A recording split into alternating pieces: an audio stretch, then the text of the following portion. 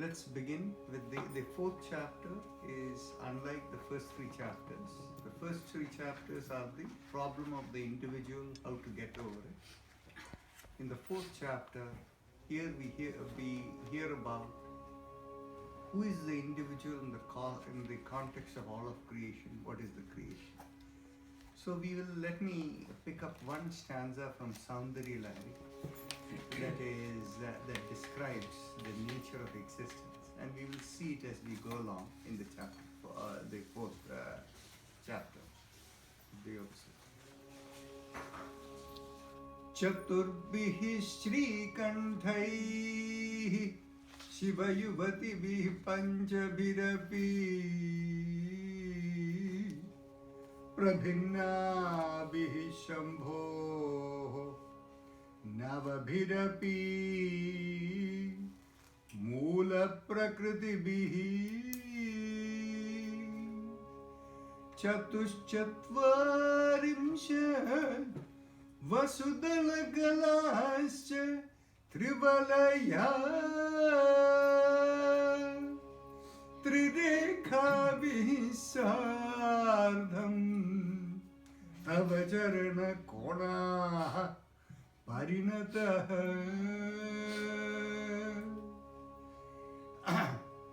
This essentially talks about the Moola Prakriti. The Prakriti concept is that which is the first creation. You will all recall from last time, the Kriti is a composition. Prakriti is what is the core of creation and divinely created, the first creation. So today we will see how Prakriti comes out, and essentially this is what is being described in the stanza of the Soundarya Lahari.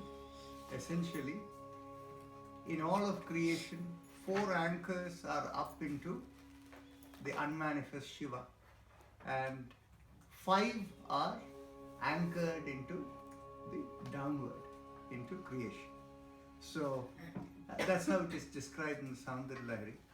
And the interesting part is, the word is Shambhu is the one that is used in Shiva in this particular stanza. The word used is Prabhinnabihi Shambho. That Bhinna means separate.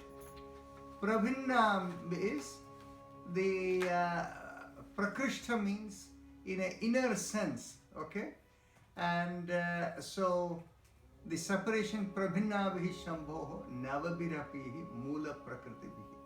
So it is something, it is separate in its core from the unmanifest. The manifest is separate from the unmanifest. So this is the idea. And so now with that as the thought, that is where we will begin chapter 4. But let's go back and have a quick recollection of what we went through chapters 1 to 3. The focus of chapter 1 to 3 is the individual problem. Chapter 4 is who is the individual in the context of all of creation. Now, you remember the first chapter was the introductory overview. The second and third chapter was the detailed discussion of how does the individual overcome their individual problems, right? So in the first chapter, introductory overview was divided in an introductory way in 3 parts. The first part of the first 22 sutras dealt with what really is yoga, and essentially it is saying is when you are no longer affected by the activation of your program system, then you realize yoga. Then you connect with your true self, right? And the activation of your program being, the yogic words are Chitta Vritti, right? And it basically tells you there are 5 types of such activations, and 4 of them are whatever are memory based, and 1 is sleep. And then it tells you that by being a pure observer, you can overcome and realize the true nature of your being. Being a pure observer, how does it explain it to you? That is, do it through practice and being a detached observer. through regular practice, that's how you attain that state. Abhyasa vairagya, right? And what is the state that you attain? You attain a state where you can ask any question and you get all your answers and you become supremely wise. The state where you know everything. The state called samprajna state, right? And how is the process? Vitarka vichara ananda asmita anugama samprajnata, right? And if you remember, you have already completed chapter 3. Here you saw the concept of samyama. Trayam, the Trayam referring to the dharana dhyana samadhi is samyama, right? And for the samyama process, all the siddhis emerge, you get supreme wisdom. Whatever you ask for, that is the answer you get. So you can do the samyama in any tasya bhumishu viniyoga, right? In any subject matter you can do it, right? So that is how you are able to become supremely wise. So again you see in chapter 1, it's already telling you that, but the word samyama is not there in chapter 1. But the process is exactly what it is alluding to.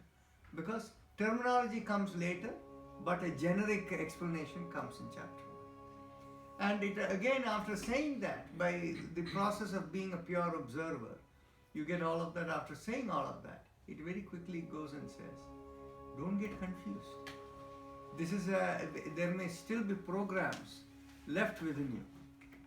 After saying how to get supremely wise by the process of being a pure observer, it goes on and says, don't mistake that you may not have become fully purified in this. You may still have your other programs within. All you have learned is momentarily you could become a pure observer. And then it also says that whatever are your limits of conception, if you believe in some form of spirit form or whatever, that's where you will finally reach. And then it goes on to tell you that all of these practices or whatever experiences that go beyond the body, they come after a process of some bit of, actually with one point focus, with some bit of purification. That is how all of this comes. And then after explaining that, it goes and says at what rate it comes is really entirely dependent upon how much effort you put in, right? So this is effectively the first segment of the first chapter. Then immediately after that it says Ishvara pranidhanatva, or you can attain this same thing by this concept of mental surrender to God. And this this discussion opens up who exactly is God, okay? Who is Ishvara? And we see all of the descriptions over there. Ishvara is the one who is the outside the cycle of the fruitioning of karma and klesha, right? The source of all knowledge. Exactly, the source of all knowledge, and one who's yes, who is the teacher of, who is the guru of all, from the past, everybody, unbroken by time. And then the sound, or actually the word used is tasya vachaka pranavaha. That is, we discuss what is pranava, right? While we interpret it as Om, the deep understanding of Om is it's the nature of the smallest particles vibration, right? So the vachaka is really, we should understand vachana, vachaka, right? Vachana is what you say, but vachaka is means of saying, okay? So when you understand the vachaka as means of saying, it really refers to, that is how Ishvara communicates, okay? So that's a little bit of a deeper understanding, okay?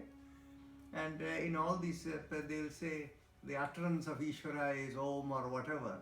That doesn't tell you very much, right? When you understand the meaning of vachaka, you know it is a means of our communication.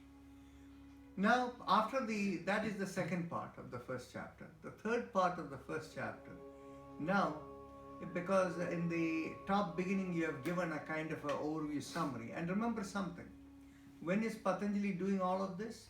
Patanjali is doing this at a time when there are 33 religious traditions in India, And Vyasa has not yet compiled the Vedas and created the unification of the Sanatana Dharma or Hindu tradition, right?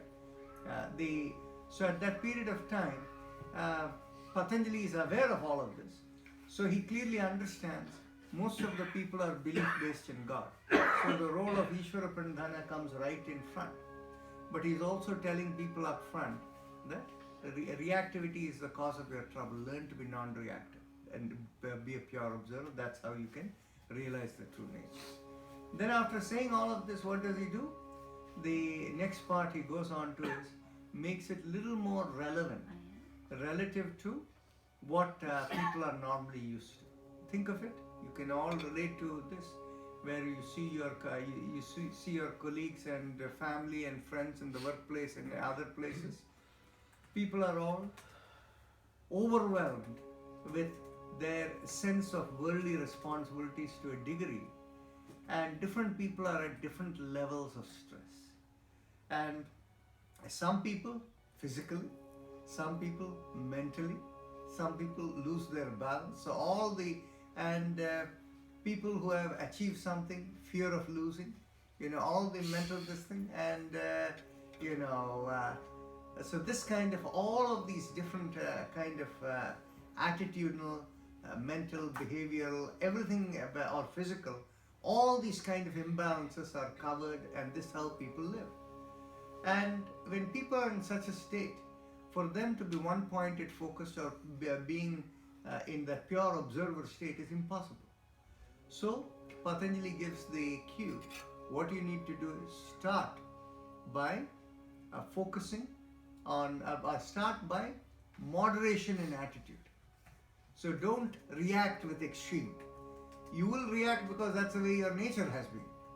But react with moderation, right? So what happens? React with moderation. When something nice happens, don't go ha ha ho ho and don't talk too much. With just a sense of happiness, a smile will do, and that will take care of it. You don't have to say so many words. Similarly, when something you see that looks miserable, you don't have to cry. You don't have to feel very unhappy, sorry. Just have a sense of compassion. Oh, that sense of compassion is, whatever, this must be karma. Well, if we can help, we help. Otherwise, we walk away, but we don't talk and get into the grieving mode. When you see something that is virtuous, somebody doing something very good, virtuous deed, you feel internally very happy. You don't talk about it. Just feel internally happy. And if somebody is doing something wicked, don't talk about it.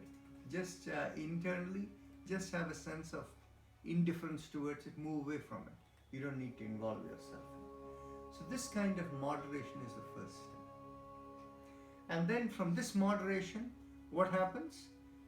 In time, you're able to develop one-point focus, and that one-point focus can be on anything big or small. And when you develop one-point focus, it leads to a level of concentration where you can get absorbed into anything. Here he uses the word samapatti as an example to lead you into what is the nature of samadhi. So how does he describe in the first chapter this? He basically says, once you have engrossment with anything that you're doing, that level of engrossment, there can be two final states in there. When one kind of engrossment, you can have a sense of what really is that you are doing or whatever where you're focusing on. There may be some kind of a mixed awareness of it, even though you're so lost that if somebody called you from behind, you wouldn't even hear it. But the other kind of engrossment is, it is so deep that you don't even have awareness what you were doing. Or no, but this thing, the mind is completely cleaned off everything. This is, when you have this kind of experience, he says samadhi is that kind of experience. But it is not on something external. It is something subtle where that engrossment takes place. So the first chapter describes in the first place the sabija samadhi as an engrossment into something subtle, but then doesn't stop there. It tells you just engrossment into something subtle is not samadhi alone. It says in that state, ritambhara tatra prajna, In other words, there you have awareness of the cosmic knowledge of the cosmic flow, the intuitive knowledge of the cosmic flow, right? And then it goes on to tell you that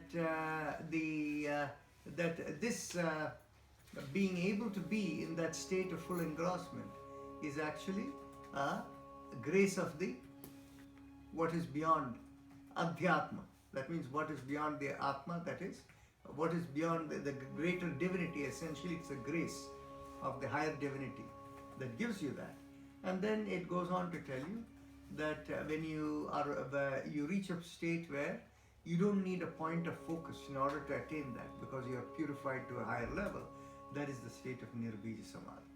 So in the first chapter, it gave you a kind of quick overview in 3 different areas that actually addresses every part of the tradition that was there. Okay. And so the Bhakti Yoga element is there in the Ishvara Pranidhana element, and then it is telling you that essentially the practice of this is what leads to that, and is also giving you an insight that you can communion with the cosmic flow, the intelligence of the cosmic flow. Then the second and third chapter gets into the basics of discussion. Here, of course, the concept that later on in this age has come as Karma Yoga is the starting point. And there is a reason for it. Now when we get into chapter 4, it is very, very clear that every person is born in order to do their duty, their swadharma. And this concept of dharma megha samadhi comes in chapter 4. So, in doing your dharma without reactivity is what results in the purification process, and that is karma yoga. And here in Yoga Sutra, the word used is Kriya Yoga. So that is the starting point, and the purpose of Kriya Yoga is to understand the body is only an instrument, and in order to lead you to the state of samadhi and liberation. Okay, so here it goes on to explain that in the first creation there are 5 kinds of what was the word you used last time? You didn't like the word impurity. What was that? Somebody remind me? You used program. I used the word Klesha. program, but Klesha. somebody else used another word that was interesting. Anyway, the concept of 5 components of the program, and in traditional times using the klesha to mean blemish or impurity or whatever, that kind of thing. And you can relate to the concept that various traditions like Christianity calls people born as sinners, right? So this is the concept of the original sin, and the concept of this concept of this original program. Now, each person comes with the original 5 elements of the program.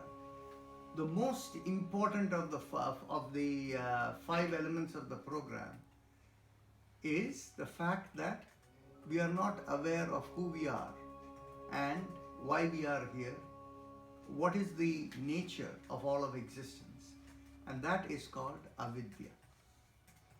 And why is that the most important? Because once that is clarified, the other impurities don't have a leg to stand on.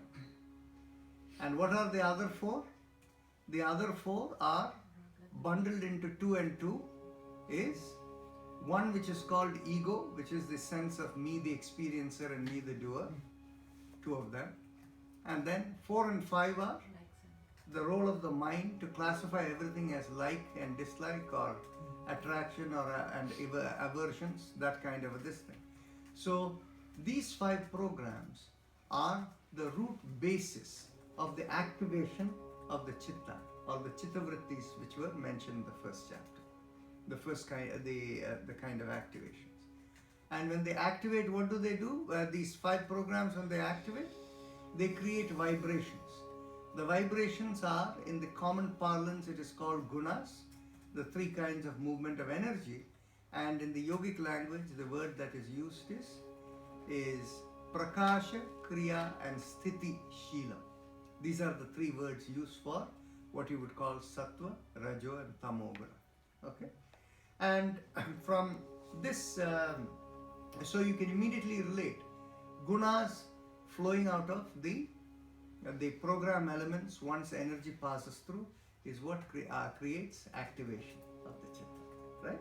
And 5 different kinds of activation which was said in the first chapter. And he goes on to say that reactivity of these results in karma.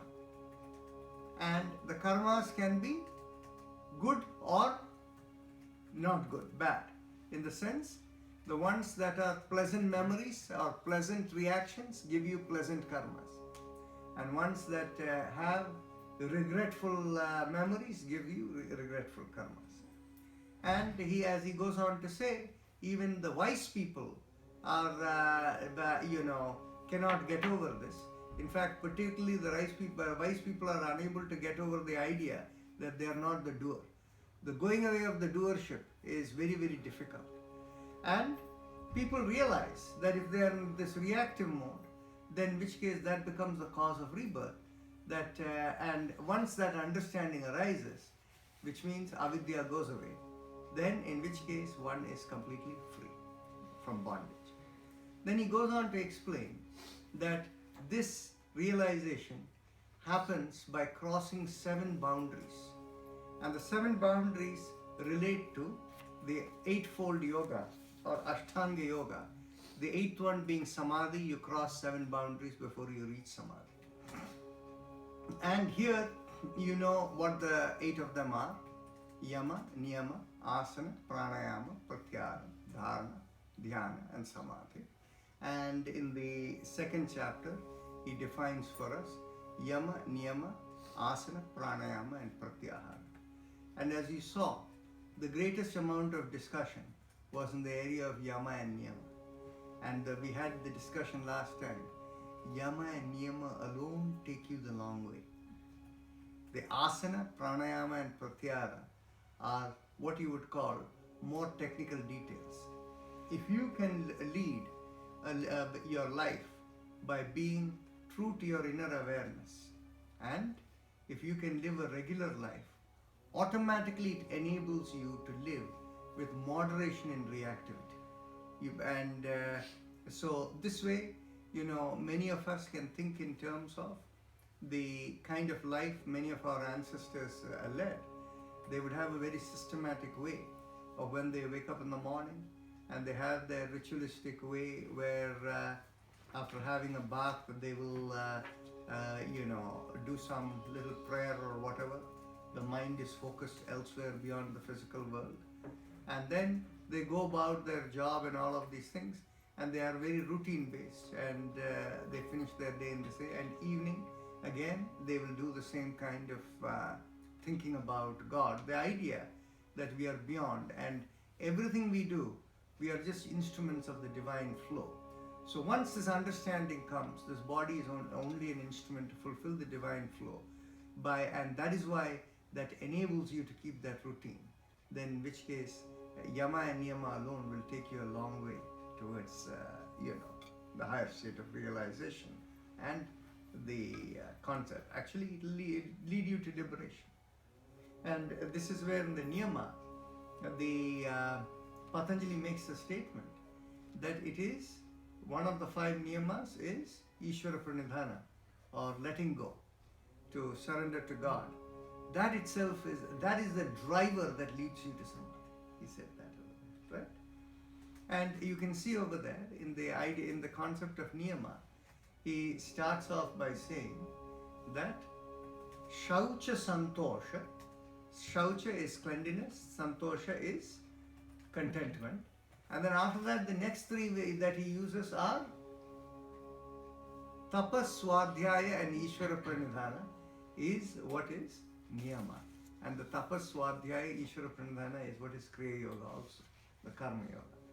And so the concept of all of this building in where you're letting go, you can immediately see that the niyama process, yama niyama, are so strong.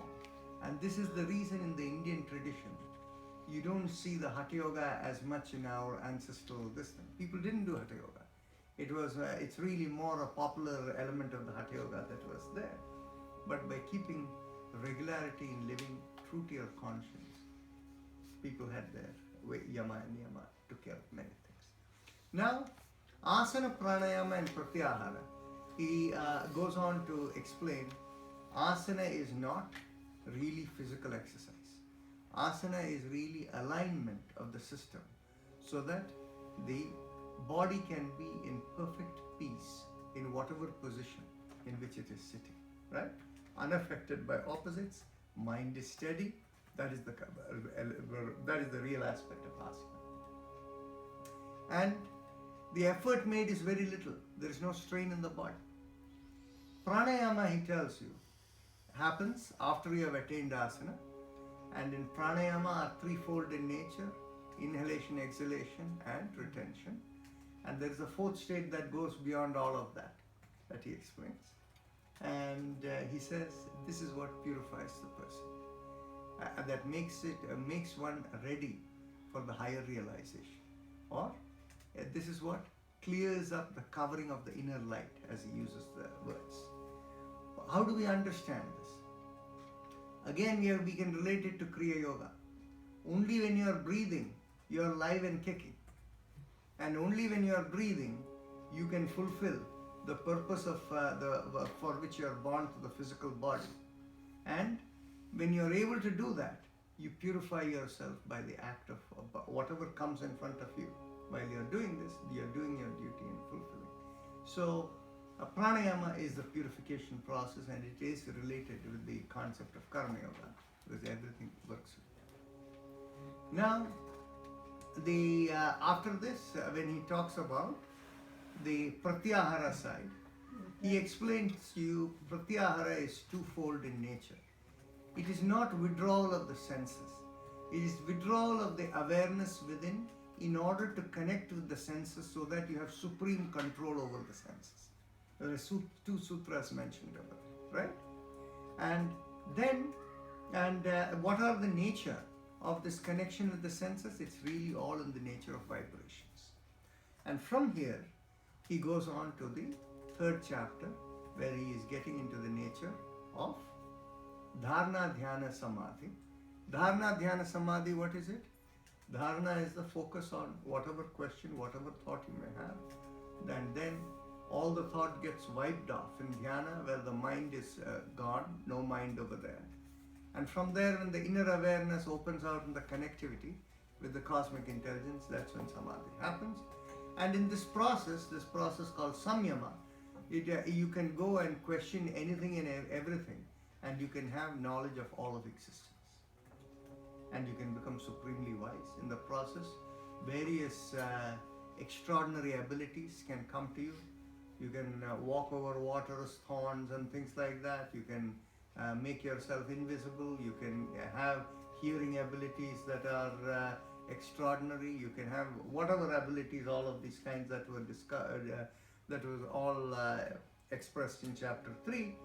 And the purpose of this, as we were saying, is Patanjali is speaking to the person who is following the path of yoga. Don't get confused if you get all of these abilities. And he goes on to say, this is only in order for you to fulfill your dharma. These abilities don't come to you just like that. So we don't need to seek them. Whatever is needed for you to fulfill the purpose of your for which you have come in the body, that's all will come to you. Take care of it and go forward. Right? Now, the next one. And then he goes on and to say one last thing in that chapter 3 is getting all of these abilities. If you get pride that comes into you because people are all putting you on a pedestal, then that becomes the downfall for you. And when you go into a state, when you have overcome all of these and you reach the highest level of awareness, where you need no basis in order to know anything. In other words, remember, for everything you have a basis. As he says, when you go into the samyama process, by whatever sequence you seek to inquire, in that sequence you'll get all the answers. But then when you go beyond all of that, everything is known to you. That is the place where the highest, where you have the purity that is equal to that of the Sattva Purusha. And the concept of that is the Sattva Purusha, as we said, our understanding is we understand that as God. When you have reached the level of purity of God, that is the highest you can reach, and that is the state of complete freedom or kaivalya. Now with that, chapter 3 has ended. So in the course of about half an hour, we have covered the entire chapter 1 to 3 as a reminder of what we did last time. So now we go into chapter 4. In chapter 4, the first sutra reads for you, Janma Aushadhi Mantra Tapa Samadhijaha Siddhayaha. Again, we have to remember, when we read anything in the Yoga Sutra, we don't read one sutra at a time. We have to link all of them together. But here the first sutra is very simple. The siddhis that are described in chapter 3, all those wonderful abilities, they come from these various possibilities by birth itself. Because of who you were, in your program from your previous birth or whatever, you may have those abilities. And many of you, even in this day and age, have heard of such people, if not having met such people. Is one person who is supposed to have had these abilities was the name Sai Baba. Satya Sai Baba. Yeah, Sai Baba is something many of you are familiar with, right? And and then another name is somebody called Swami Ganapati Sachidananda. So all of these people had these abilities. But of course it also confuses people who have them and don't know necessarily why they got to whereabouts. Then the next one it tells you is Aushadhi. Aushadhi is essentially drugs, herbs. So you can think of it as psychedelic drugs. And I don't know whether I mentioned, perhaps not. You see, in Johns Hopkins University over here, in one of the academic departments, they had a research project where they worked with psychedelic drugs. The drug use was psilocybin, okay?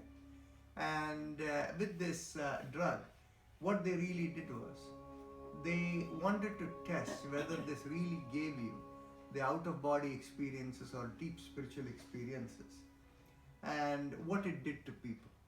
So they ended up putting posters around the community. They had a total of some 500 odd people who responded, and they asked all of them to fill a questionnaire. And that questionnaire, they used to weed out anybody who had any pre-existing ideas or whatever, so that they get a population who comes without any ideas, no religious beliefs, nothing whatsoever. And there were 18 subjects out of them, one they cleaned out, who had absolutely, open this. And in these 18 people that was done, I think 14 of these 18 people had spiritual experiences from the drugs. And when you look at a population like this, 14 or 15 of these people out of 18 getting it, it's very uncommon, that kind of spiritual experience. And what happened is, it changed their life forever. They actually, what they did was, they tested 4 levels of dosage, okay? And for these 18 people, not all of them were given the same dosage on each sitting. It would be mixed up. One person will get the highest dosage in the first sitting, other will get the lowest, other, like that was distributed in all 4. And they found that this kind of thing happened. And people had this out-of-body experience, and their perception of life changed after that completely. They realized they were not this body at all, or some kind of spiritual experience that altered their thinking about life. And one of the faculty who was associated with the project, I did have a chance to meet him, and he told me that there were instances where people who were criminals and things, once they had been through this, their life completely changed, life-altering kind of experience. Okay, you can imagine anybody who goes through that siddhi kind of process, a life-altering experience, right? Now, the next is mantra, is vibrations, and here, of course, many of us follow the mantra-based meditation, and those of you who have experienced it, that mantra-based meditation is what opens out and purifies and gives you those abilities of higher sensibilities. Then tapa is the process of purification, tapas, and out of samadhi, the siddhis, so it's self-explanatory. Then after that, the next two sutras have to be read together. Jati antara parinamaha prakriti apurat. Then nimittam aprayojakam prakritinam varana bhedastu tatha chetrikvat. Actually, I'll read the next sutra also. Nirmana chittani asmita matra. Pravritti bhede prayojakam chittam ekam anekesha. So those sutras we want to, the sutras number 2 to 5, we want to read together. Why do we want to read together? Well, the nature of birth is being described in sutra number 2. Jati antara parinamaha prakriti apurat. Prakriti, or the cosmic program of creation that you call as nature or whatever, that cosmic program of creation fills up the nature of birth and the separation of the nature of birth of different entities. It's all governed by the rule of the cosmic program, cosmic flow. Nimittam aprayojakam prakritinam varana bhedastu tatha chetrikva. Chetrikva is a person who is a farmer, the one who is tilling the land. And if you think in terms of a paddy field, they have these moats, the earthen moats that they have built around the paddy field to hold the water, right? And what happens when they are sowing the seeds over there? They break the embankment of that mud wall so that the water flows in, and then they put back. There are the channel that flows through, and then they rebuild the wall, right? You have seen this. So that is exactly what is being described here. Varana means that embankment, the mud embankment. Bhedastu is by breaking it. Bheda is to break it. Tataha chetrika, like the farmer who does that. What does it? And just like that, nimittam aprayojakam prakritinam. Nimittam means just instrument. Aprayojakam means with no personal intent whatsoever. Prakritinam, that is of the prakriti or the nature. This how the separation of birth in the previous sutra 4.2, the different kinds of birth, how it is, they are all meant to fulfill the cosmic flow. And sutra number 4 tells you nirmana chittani asmita matra. So how is the chitta created? The chitta is created only because of the sense of experiencer, I the experiencer. But who's I the experiencer? Well, we will know once we read the next sutra. Pravritti bhede prayojakam chittam ekam anekesha. See, pravritti bhede, that is in order to fulfill the different aspects of the cosmic program. Prayojakam, that is in order to fulfill that, to the motivation behind. Chittam ekam, that one cosmic program, anekesham, becomes many. So now we understand the sutra number 4 refers to the first chitta. Nirmana chittani asmita matra. So who's asmita for the first chitta? Because in the first chitta before creation, or when at the time of the first creation, there is only Ishvara over there, right? So it is the sense of I of Ishvara that results in the creation of the first chitta. Tatra dhyanajam anashayam. There, once you go into the state of dhyana, Anashayam is nothing can rest on it. Because in the state of dhyana, you go into being a pure observer, there is no mind, so you're affected by nothing. Right? So, all of this play of Prakriti cannot work too much on you when you're a pure observer. Right? It cannot work on you. Now it goes on to explain that now birth has taken place. It has come into this body, how the creation, everything has taken place. So what happens over here? Karma ashukla akrishna yoginaha trividham itaresham. Tatah tat vipaka anugunanam eva abhivyaktihi vasananam.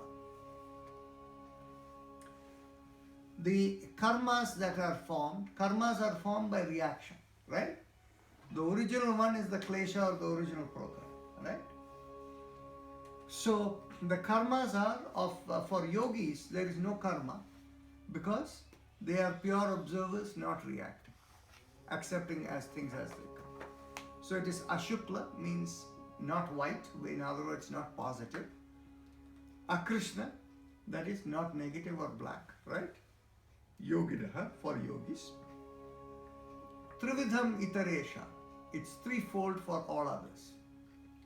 How is it threefold? It could be black, white, or mixed. Positive, negative, or a mix of positive and negative. Tatah tat vipaka anugunanam eva abhivyaktihi vasananam. All of these fruition in the form of gunas because they are programs. And once energy goes through it, it comes out as vibration. And is there a difference between guna and vasana? yes, vasanas are the leanings. Gunas are pure movement of vibrations. Vasanas are the totality of many vibrations that gives you your leaning or your tendencies based upon this thing. So the vasana is the basis for the gunas. Actually, vasana is, you can think of the karmas and kleshas as the basis. But when the karmas and kleshas work through, gunas, they impel the gunas to flow. And what the gunas make out manifests in the form of leanings within the physical body. And those are the vasanas. The impression. Yeah, the vasanas are leanings. However, the net result of it, what you have, is what you can call as the chittavrittis. Okay?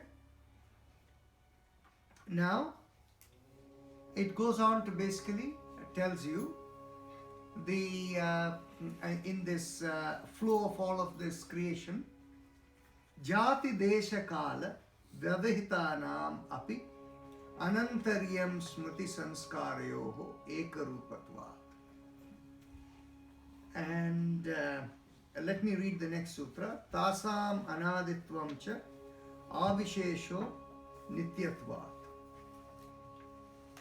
Okay?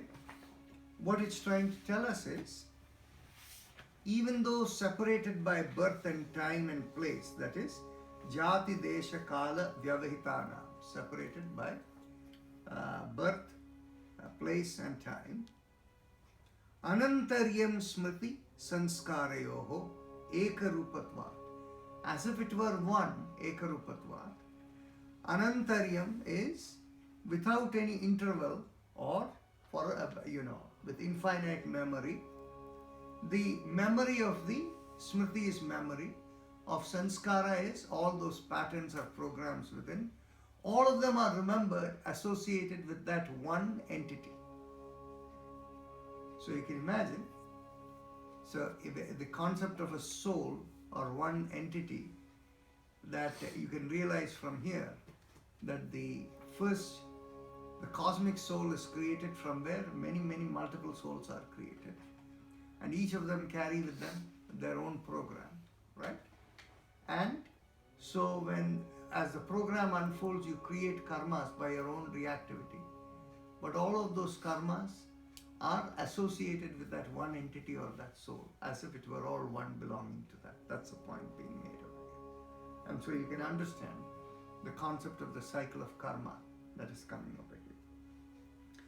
Tasam anaditvam cha ashisho nityatvat. All of these, tasam, all of them, are without known beginning, anaditvam, and they are permanently with expectations. Because anytime a program is built in, till the program expends itself, it's wanting to go and fulfill itself. Hetu phalashraya alambanehi sangrahitatvat yesham abhave tat abhava. What is the cause of all of this? The cause of it is because all of these activations are resting on the expectations of the results, right? The fruit of whatever, of action. And that is what is the reactivity which leads to karmas. And these karmas accumulate. That is sangrahitatvat. And the accumulation of these karmas is what is causing all of this to happen. And in the absence of this reactivity, what happens, or this absence of this seeking for the outcome. Seeking for the outcome is what causes reactivity, right? So, if you don't, you no longer have seeking of the outcome, then in which case, there is none of this reactivity, right? So, you can relate quickly from Bhagavad Gita. Don't be attached to the fruit of what you do. So, if you don't have that, then everything drops. Sutra number 12. No, I'm not following from 410. Okay. 4.9 to 4.11, the three sutras. Let's look at them, all of them, together, okay, in the flow of logic. 4.9 is telling you that you saw already from the previous sutras that the one cosmic creation chitta broke into many. Each carries with it its own original program, right? And we have also seen that because of reactivity, karmas add on to the new program. And there are karmas of the nature of three types, as I mentioned. Here it goes on to say that even though separated by time, separated by birth, place of birth, and epoch or time, that is jati desha kala, even though separated by it, they remember all of this as if it were one. The concept of one soul attaching all the program itself, or associating all the programs with itself, right? Now, all of these programs, what do? The programs by their nature, till they are fulfilled or till they are executed, they are seeking to be activated, right? That is what is explained in Sutra number 10. And there is no awareness of where the beginning was for the person, but it all wants to fulfill itself. Now, what is the cause of all of that program coming in over there? The cause of it is because of expectations. You get into the cycle of karma mode, and that's why all of these got created. And if you have no longer expectations, there is no karma following, everything falls down. In other words, there is no more rebirth and creation going on. So next is here, it goes on to say, Atita anagatam swarupatah asti advabhedat dharmanam te vyakta sukshma guna atmanah parinama ekatvat vastu tattva. We can read all of them together. Atita is what is past. Anagata is what is to come. Swarupata is what is there right now in your own form. Asti is what it is now. Adva bhedat dharmana. Adva bhedat means bhedat means that is discrete. Adva bhedat essentially is there is a condition related to the cosmic flow, right? So conditionally separated by the needs of dharma. In other words, the cosmic flow has a plan. So, based upon the needs of the plan and based upon each of the soul carrying itself so much of these kleshas and karmas, according to the need of the cosmic flow, they are all fulfilling their roles to fulfill the cosmic dharma. Te vyakta sukshma guna atmana. How do they express themselves? They express themselves in the form of vibration in its innermost nature. Vibration is the nature of everything happening, right? Parinama ekatvat vastu tattva. All of it, the result of it is expressed in the form of matter, in something that is light, right? Whether it is a pimple that is manifesting, whether it's a blinking of the eye, the process of seeing, process of digestion, everything is happening, is simply, they are all being manifest in matter. Vastu samye chitta bheda tayo vibhakta pantha nacha eka chitta tattvam vastu tat apramanakam tada kim syat tata uparaga apekshitva chittasya vastu jnata ajnata. Here again we have to read these sutras together, otherwise it won't make sense. What it's trying to say is, all of the programs are going to express itself in matter, right? And matter, by its base nature, is same everywhere. The smallest particle is the same. Different combinations of it makes different elements, right? They make, within the atom, proton, neutrons, and electrons, right? So essentially, all of them, matter is the same. When they combine in different ways, you get different atoms, elements, and from there you get different compounds, different, bondings. And when many things join together, you get different, all of the creation we see around us, right? So, he's saying is, matter is one, equal, is the same. Vastu samya, matter is the same. Chitta bheda, the program intent is different, separated. Tayo vibhakta panthaha, their expression is of different forms, different parts. Okay.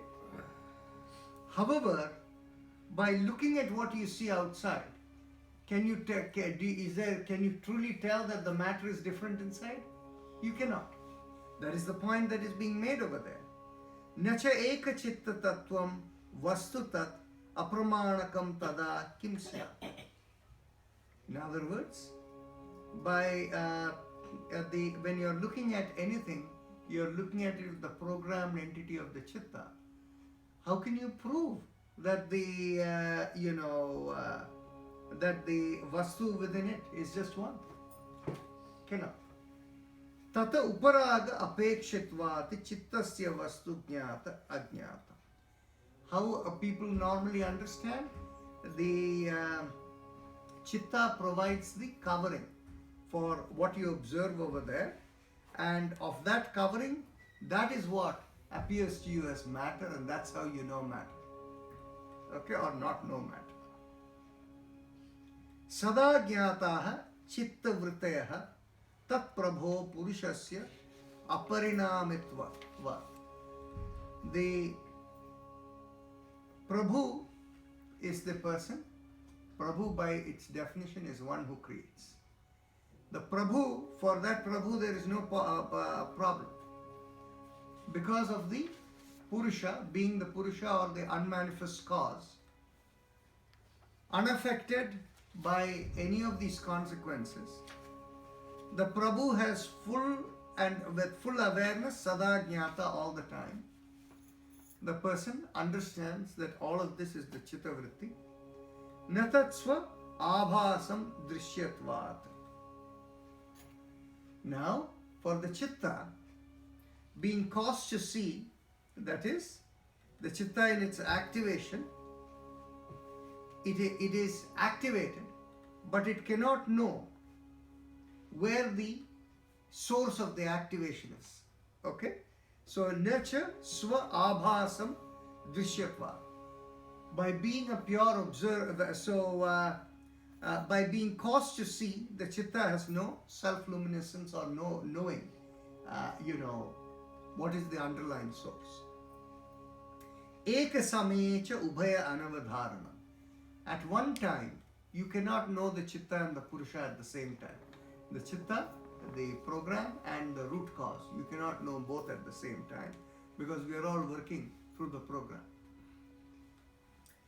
Chitta antare, the chitta antara drishe, buddhi buddhe, ati prasanga, smrti sankarascha, chitte ati pratisankramayaha, tat akara pattau swabuddhe samvedanam. Okay. These two sutras, the first sutra is telling us, if the chitta tries to observe within, hey, what is happening inside the chitta? Oh, this program is happening. And you look inside, this program is happening. This program is happening. And you look inward. What is going to happen? You are going in an infinite loop inward, looking for the cause. You are just going to get confused. But how can you realize the true nature of the being within? Well, that's in Sutra number 22. When the chitta goes into a zone where it is no longer in activation, then in which case you can get a sense of what is the inner one that is causing everything. That you can have realization of the inner intellect. Now, how does Patanjali describe the state of no activation of the chitta? It is very interesting. If there is life in the body, the program has to flow. How can you stop the program? Right? You cannot stop the program. You can only hold the program without movement. And what is the nature of the movement of the holding of the program? The word described is aprati sankramaya. Aprati sankramaya. Sankramana means what? Sankramana means to cross over. Okay, many of you have heard the name Makara Sankranti, right? What is the meaning of Makara Sankranti?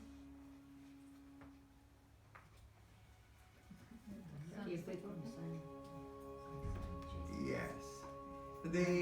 When the sun moves from one zodiac sign to the other, the Makara is the Capricorn sign. Once it moves into the Makara of the Capricorn sign, the crossover point is the point of Sankramana. So crossover point is called Makara Sankranti. And what happens is, in the Indian system, you have two kinds of calendars followed in different parts of India differently. You have the solar calendar and you have the lunar calendar. In Kerala, Tamil Nadu, Bengal, Assam, and various parts of North India, they follow the solar calendar. And the solar calendar is associated with the movement of the sun from one zodiac sign to the other. When that movement occurs, and at the time of sunrise, you have gone into a different zodiac sign, that's the first day of the new moon. Okay? Whereas in the lunar calendar, it's a different matter. It goes according to the lunar cycle, and I guess most of you here are familiar with that, right? Now, and because the lunar day is only like about 28 days, right? So every 2.5 years, you have an extra month they add on. Otherwise, it is not complete. Whereas in the solar calendar, there is no such problem. Okay? So the concept of Sankramana is to cross over. Now, what is the meaning of Pratisankramana?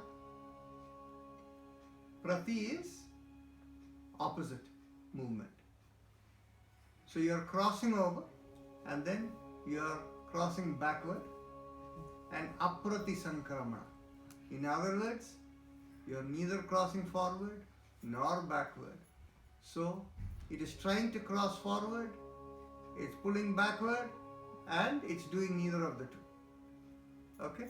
That's you can understand this complex word used by Patanjali is to describe that when you are holding still, the chitta didn't stop working. It's trying to move, but you're just holding it. So it's like the underlying movement, right? So like in the case of a heart-related thing, you would describe as atrial fibrillation. It's going there, shaking over there inside, but it's unable to move, function as a proper heart, right? Not enough blood coming through the left ventricle is not functioning. Okay, so so what happens is when you're able to hold it still, what happens? The chitta is able to get a sense of what it looks like. It's akara patta. That is, you can get a sense of, chitta gets a sense of what it looks like and what is within. And it gets a sense of the intellect within. Buddhi samvedana. Drashta drishya uparaktam chittam sarvartham. You can now relate to the concept of sabija samadhi. You can relate to the concept of the place where the inner awareness or the intuitive knowledge arises.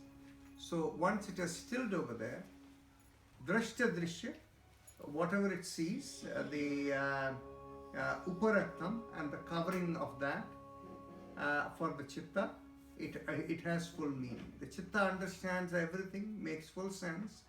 When the seer and the sight, that it sees the color in it, it is able to understand the full meaning within, because what has happened? All movement has stopped and it is just looking. So this effectively what happens in samadhi, right? Tata asankheya vasanabhihi chitram api parartham sanghitya karitvat.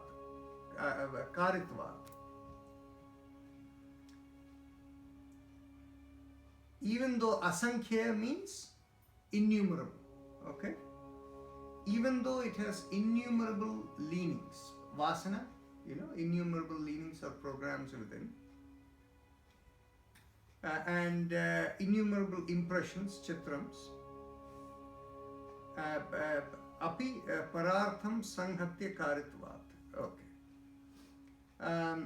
Parartham is for the higher cause, okay? Sanghatya is to, what will you say? Sanghatya is along with, that action of, stopping or whatever for a higher purpose. Even though it has a picture of innumerable impressions, the chitta, it is made to act in conjunction with for a higher purpose. Sanghatya in that conjunction with. Vishesha darshana atma atma bhava bhavana nivritti. Once it has the inner awareness, then the sense of me as the doer, it stops. Tada viveka nimnam kaivalyam pragbharam chittam. You can relate to the, I told you the experience of the psychedelic drugs, right? People change their orientation with life as a result of that. What happens? Because of that experience, the inner experience, that viveka that comes, that the discriminating knowledge, we are not this body at all, right? Once that knowledge comes in, then that becomes the first step to move towards getting freedom from bondage, towards kaivalya. So why is not everybody given psychedelic drugs? Just to me. Okay? You see, all these psychedelic drugs for somebody who is disturbed, who is completely out of control in life, perhaps it may help them. Whereas for other people, if they start using this, drugs can be very addictive, right? Because they take you into a different kind of a reality and you don't want to face this reality. And so when you get into this addictive phase of drugs, what happens? It eventually kills the body. And the body, its purpose being born to fulfill its swadharma, is unable to do so. So within the traditional system, many of the people who are searching have used drugs to test. But if they get dependent on the drugs, then in which case they lose control of the purpose of swadharma. I think that's a beautiful explanation. There is a documentary on that one by Krishnadas. And then they interviewing other guy who was a scientist, and they started using, and exactly what they are explaining. And the documentary shows, I can share with you, there is a person in Arizona, whom I met. They took a documentary on the whole use of psychedelic, what level reaches and other things. And I think anyone of interested, you should watch that. It's very interesting. Yeah. In the colony times, they used as enhancements those who are really seekers, perhaps, but it alters the mind, and it's dangerous, and it's extremely dangerous. And out of 200, only 18 out of 18, so there was so much screening even in this process. It wasn't like just give a pill to everybody. Yeah, it was screened out so that people did not come with assumptions. And there was some level of openness, innocence, something was there, Exactly. positive. And so highly monitored. highly monitored, so it's dangerous. Okay. Absolutely. So you have these additional information resources. So that video, those of you want to see, you can send this thing to everyone. See, that's the reason, I just want to one more point, interject a point. Do you think the sadhus and all, they use those drugs living in Himalayas, wherever you see? Do you think that's because of that, or? See, essentially you're touching on a subject which is perhaps, if I say anything on it, I will not be in the right side of political correctness. Okay. We'll discuss some other time. Later, that's a different topic. Yes.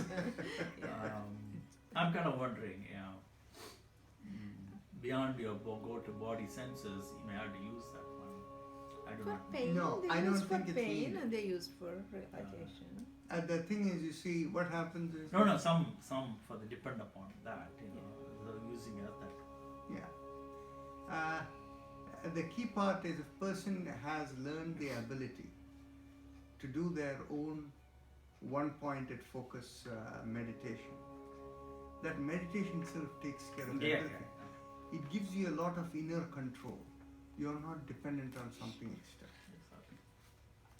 So next is, so as it says, this awareness that comes from that experience, that one-time experience, leads one towards the path. It's the lowest level of the first path, building towards breaking the bondage of birth. Tat chidreshu, that is, chidra is to break open, pierce. Pratyaya antarani sanskarebhya. Pratyaya, as I explained last time, is how you engage with anything. In other words, your conviction, beliefs, or whatever, all of them. Okay? So, what happens is, what is it that enables one to get into that mode is, you create a new program, and that's what breaks into it. And so remember what we talk of when you start doing a practice, that practice builds a new program that when you do this practice, quieten everything else, right? So that is what ends up. So this is what is called building of neuroplasticity. So when you build this new practice, it creates a new program. Hanamesham kleshavat uktam. So Hanam is to oppose, esham, all these. Kleshavat uttam. Uktam. Uktam is how it has been explained before, right? And how do you deal with kleshas before? You deal with them the same way. In other words, by being unaffected, by being a pure observer. Now it goes on to explain what happens from here. you have achieved the state where you have got a glimpse at the lowest level of what is the inner being, what is beyond. In that state, prasankheya api akusidasya sarvatha viveka khyate dharma mega samadhi. This is a very important sutra, the 29th sutra. What it's saying is, again there are Patanjali uses very deeply thought out words. Kusidasya or kusida means usurer. Somebody who charges a high interest rate. So the concept is of exponential growth. Now, reciprocal of a exponential growth is exponential decimation or exponentially going away, right? So, kusidasya is of exponential proportion, akusidasya is reciprocal of exponential proportion. So what happens is, even though you can have innumerable patterns within you, programs within you, at a reciprocal of an exponential rate, they begin to wear away, and sarvartha with the viveka khyate, because of the discriminating full awareness that comes in, because of that it begins to move away. And what does it make you do? From the previous thing you become a non-reactive observer of whatever is happening. You're only engaged in the duty that you have to be. This state where you have complete awareness, where all of these patterns are being broken away, where you are not creating any new karmas. This state is called dharma mega samadhi. Okay? Very important concept. That's why here you fulfill your purpose of your being, and you're on the path to completing all your programs and to go beyond rebirth. So once you reach the stage of Dharma Mega Samadhi, it's like it stays with you. Like it's not momentary or not for that period of meditation. No, it stays with you.